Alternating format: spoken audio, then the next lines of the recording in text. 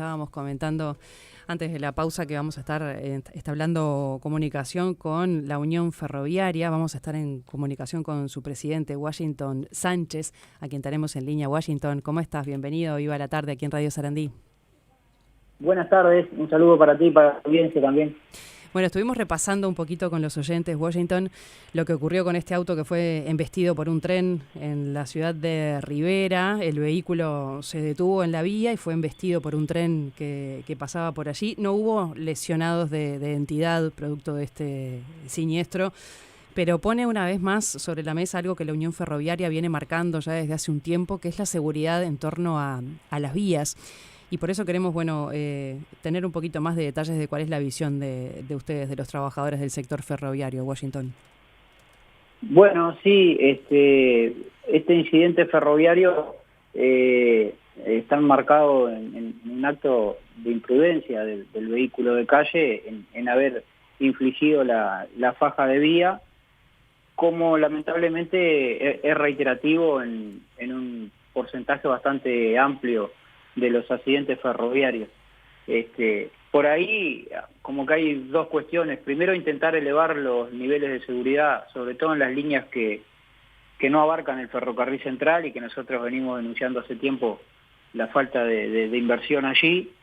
Y por otro lado, también las campañas publicitarias que nosotros entendemos que no han sido homogéneas, que solo colocan imágenes del ferrocarril central y que tienden a confundir a la gente que se piensa que en el resto del país no circulan trenes. Vos hacías referencia a Washington, y así lo hacen también ustedes en el comunicado que emitieron en estas últimas horas, ¿no? Que se presta mucha atención, o por lo menos se habla mucho, tal como es esa campaña de bien público que vos hacías referencia del ferrocarril central, ¿no? Que conecta el puerto acá en Montevideo con Paso de los Toros, y que a veces quedan por fuera otros trayectos de vías férreas que no están comprendidos, ¿no? en ese recorrido, y que son producto, como estamos viendo, de accidentes bastante frecuentes. Sí, obviamente. Nosotros tenemos, toda la línea al norte del Río Negro, que es la donde circula el servicio de pasajeros. También en Montevideo está la línea Minas, donde circula el transporte de Portland. Y creemos que en la campaña publicitaria estas dos líneas no están incluidas, y eso tiende a confundir un poco a la gente, ¿no? Y creemos que, sobre todo en estas líneas que podrían mal llamarse secundarias, es necesario hacer una revisión de todos los pasos a nivel. Hay allí en la jerga ferroviaria un índice de peligrosidad que habría que volverlo a medir y ver qué acciones se pueden tomar para mejorar los niveles de seguridad. En este caso estábamos viendo de lo que había pasado en Rivera, en ese accidente, que el vehículo se detuvo en la vía, o por lo menos lo que trascendió. Me dirás vos a ver qué ocurrió allí de lo que se sabe, y fue embestido por un tren que pasaba. Pero en la mayor parte de los accidentes, ¿qué es lo que ocurre? ¿Se ignoran las señales? ¿No están las señales, las barreras? ¿Qué es lo que ustedes observan en ese sentido? Bueno, el escenario es bastante variopinto. Hay dificultades, sí, con la señalización en algunos lugares, pero la gran mayoría de estos accidentes ocurren por la imprudencia, por no esperar un minuto más, o por no mirar para los costados en el caso de que viniese el tren, ¿no? Aquí claramente hubo un acto de imprudencia. Es cierto que esa barrera en el momento que se accionó no funcionó, pero había servicio de bandera en el lugar, había compañeros cortando la calle, nosotros entendemos que hay que hacer especial énfasis, por ejemplo, en el Reglamento Nacional de Circulación Vial, que en el artículo 19 con mucha claridad marca que al aproximarse a un paso a nivel, cualquier vehículo de calle debe detener la marcha, parar, mirar y escuchar. La sola existencia del cruce ferroviario significa un cartel de pare. Entonces eso tenemos que hacer mucho énfasis, porque realmente este accidente no tuvo consecuencias fatales, pero los accidentes ferroviarios en general tienden a ser bastante complejos en sus consecuencias. Ustedes desde la Unión Ferroviaria Washington habían planteado ya este tema hace, si no recuerdo mal, fue en agosto también del año pasado, con un accidente también ocurrido en Rivera. Ahí planteaban ustedes ya la necesidad de una campaña más homogénea, ¿no? Que no apuntara tanto al ferrocarril central.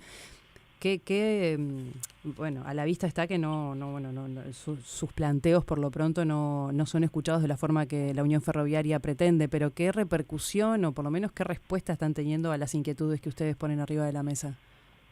Bueno, sí, como tú bien decís, nosotros el reclamo lo venimos haciendo ya desde el gobierno anterior. Cuando asumió este gobierno también le entregamos un documento con todas las dificultades que tiene el modo ferroviario a nivel nacional a la propia ministra de Transporte. Bueno, durante la discusión del presupuesto recorrimos todas las comisiones parlamentarias, también llevando la preocupación de los pasos a nivel, de la falta de inversión y de un montón de problemas que tenemos en la red ferroviaria. Hemos solicitado también reuniones con diferentes jefes comunales, intendentes, algunos nos han recibido, otros no. Creemos que tienen un rol para jugar, hay muchos pasos a nivel en el interior del país, que no está coordinada la bajada de la barrera con el accionamiento de los semáforos de calle, y eso también genera confusiones a la hora de ordenar el tránsito. Y bueno, lamentablemente, como tú decís, en algunos casos nos han dicho que se está trabajando, pero lógicamente los tiempos burocráticos a veces no acompañan a los tiempos de la gente, y bueno, lo que a nosotros nos preocupa y no queremos que ocurra es que las soluciones aparezcan cuando haya que lamentar un accidente grave, ¿no? Ustedes se habían reunido con las autoridades de la Dirección Nacional de Transporte Ferroviario y allí habían elevado, lo dicen ustedes en el comunicado que emitieron, un documento con propuestas sobre distintos aspectos. ¿Cuáles son algunos de los centrales, por lo menos, que ustedes consideran, más allá de esto que estábamos destacando de la seguridad? Bueno, sí, lo primero es hacer este estudio de peligrosidad de los pasos a nivel, que tiene que ver con la medición del ancho de las calles, de la faja de vía, la visibilidad a ambos lados, la cantidad de autos que pasan por minuto. Eso da un índice de peligrosidad que puede ser bajo, mediano o alto, y a partir de allí es que se toman las medidas de precaución de qué tipo de señalización colocar en el lugar. Nosotros entendemos que en los ramales que no abarcan el ferrocarril central ese estudio debería hacerse, porque hace mucho tiempo que no se realiza y tenemos datos que son viejos con la realidad actual. Después, lógicamente, en el área del servicio de pasajeros, nuestro principal reclamo es la falta de inversión en coches motores. Los coches que están circulando entre Tacuarembó y Rivera son de la década del 70, son provenientes de Suecia, vinieron adaptados para trabajar en el frío y nosotros los pusimos en el norte del Uruguay. Tenemos muchísimas dificultades, sobre todo en diciembre, enero, en febrero, porque los motores se recalientan y tenemos que estar parando y perdiendo tiempo en estaciones intermedias. Estos mismos coches ya, por lo que vimos en su kilometraje, están por encima del 1.000.000 de kilómetros. Entonces allí una de las principales cuestiones que nosotros queremos colocar es la imperiosa necesidad para sostener este servicio de comprar material rodante nuevo. Y bueno, y después lógicamente se está dando un proceso en donde algunos trabajadores de AFE van a pasar a la Dirección Nacional de Transporte Ferroviario, sobre todo los vinculados al mantenimiento de la vía, y bueno, allí queremos ver cómo queda esa dirección, cómo se refuerza y si realmente este cambio que se va a dar ayuda para tener un mayor mantenimiento en varias líneas que tenemos operativas. Y en ese diálogo, ¿cómo están los intercambios? ¿Ustedes elevaron esa propuesta, pero han tenido alguna respuesta a lo que ustedes pusieron allí? Bueno, sí, se nos ha pedido tiempo, que se está trabajando en los diversos temas. Lógicamente, hay algunos que uno ve pasar, por ejemplo, la adjudicación del presupuesto nacional y genera mucha preocupación, ¿no? Sobre todo lo que tiene que ver con los coches motores, que va el presupuesto, ahora hay que esperar en las posibilidades de rendición de cuentas y ver cuánto puede aguantar el parque motor que hoy tiene AFE para sostener este servicio. Esa es una preocupación que tenemos nosotros. Sabemos que mucha obra ferroviaria y mucha inversión en el ferrocarril se ha hecho en los últimos años tomando deuda o con préstamos no reembolsables y que seguramente se esté trabajando en esa línea. Pero bueno, la verdad es que cualquier demora que pueda suscitarse en estos aspectos pone en riesgo la continuidad de los servicios. ¿Cambió en algo, Washington, en las últimas horas, eso que ustedes plantean en el comunicado de que no han tenido respuesta de los intendentes de Tacuarembó y de Rivera, que no han contestado a los pedidos de reunión de la Unión Ferroviaria? Al momento no. Bueno, hoy nosotros nos encontramos acá en el departamento de Rivera porque venimos a conversar con los compañeros también. Y bueno, hemos atendido a la prensa también. Y bueno, esperemos que en las próximas horas pueda haber un cambio en ese sentido. Nosotros simplemente lo que queremos es proponer cosas y tratar de que el ferrocarril en estos departamentos, que cumple un rol muy importante porque hay pueblos que están muy alejados de la Ruta 5, por poner el caso de Laureles, que está a 20 kilómetros de la Ruta 5, esa gente que vive ahí lo único que tiene es el tren, o bien para ir al hospital de Tacuarembó, que nosotros estamos pidiendo un servicio que llegue en horarios temprano de la mañana, o para ir a hacer el surtidito para poder llegar a fin de mes, ¿no?, en la frontera. Es un Uruguay olvidado, donde capaz que no hay muchos votos en la vuelta porque es poca gente, pero bueno, esto es un servicio social y merece prestarle atención. Sabes, Washington, que en la medida que estamos hablando de este tema hay varios oyentes que están aportando sus puntos de vista y nos plantea Ángel que tienen que controlar cuánto tiempo están las barreras bajas. Dice que es una vergüenza, que bajan 10 minutos antes y las suben 10 minutos después que pasa el tren. Hablen de este tema, plantea, ¿a quién corresponde el control de las barreras? Eso está en la órbita del Ministerio de Transporte. Es cierto que en el ferrocarril central existe un sistema que es el pisamiento por balizas, entonces el tren va pisando balizas y va activando la bajada de las próximas barreras y también le va avisando al centro de control por dónde está.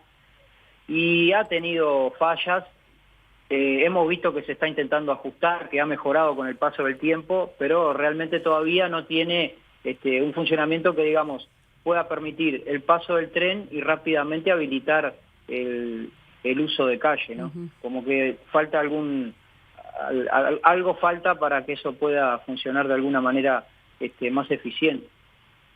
¿Y los trabajadores del sector en cuánto están ahora? ¿Qué cantidad hay? Más allá de los que estén afiliados a la Unión Ferroviaria, ¿cuál es el universo de trabajadores del sector actualmente, Washington? Bueno, el universo de trabajadores ronda las 500 personas. Uh-huh. Esto es producto de dos cosas. Primero, hasta la llegada de UPM, un desmantelamiento sostenido del servicio público. AFE llegó a tener 11.000 trabajadores. Y segundo, que las nuevas tecnologías hacen que se precise menos personal. Por ejemplo, el tren de UPM es operado por una sola persona.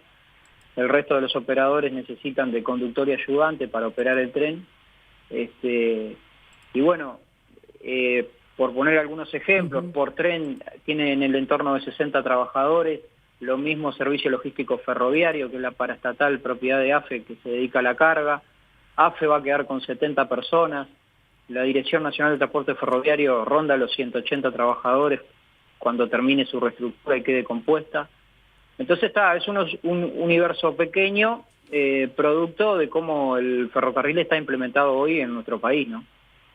Y sobre esa reestructura forzada también por los cambios tecnológicos, ¿no?, de las fuentes laborales, ¿se ha llegado a entablar algún diálogo más con AFE en cuanto a capacitación, bueno, sí, o reordenar un poco eso?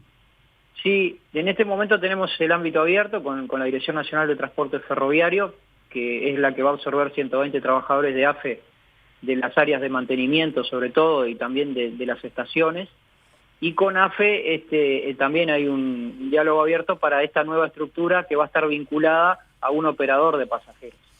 Y ahí es donde nosotros entendemos que hay una oportunidad para el desarrollo del servicio de pasajeros, porque AFE va a dejar de tener el peso de la infraestructura ferroviaria que encarece muchísimo y va a dedicarse solo a la operación. Entonces allí los costos cambian y entendemos que es una oportunidad para desarrollar un ferrocarril de pasajeros eficientes. Ya no se va a poder decir que el tren de carga tiene que subsidiar al servicio de pasajeros, porque no es así, porque AFE va a ser un operador únicamente de pasajeros y porque además el mantenimiento de la vía va a estar en manos del Ministerio de Transporte. Entonces, con los costos fijos que gasta el coche, el sueldo de un conductor, de un guarda, se pueden fijar otras metas más alcanzables y que hagan redituable el servicio. Hoy, acá en Rivera, por ejemplo, el servicio de la mañana viajó completo y con gente parada. O sea, es un servicio que la gente realmente lo usa porque además es más barato. el pasaje entre Tacuarembó y Rivera sale 200 pesos, prácticamente un 40% menos de lo que vale un ómnibus. Tal cual, tal cual.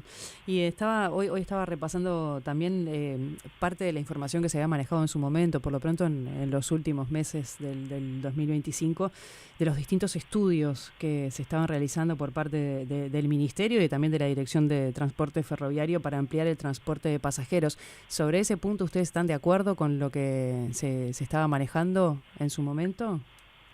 Sobre todo para las líneas del área metropolitana, que es hasta donde se había llegado a avanzar. Sí, claro.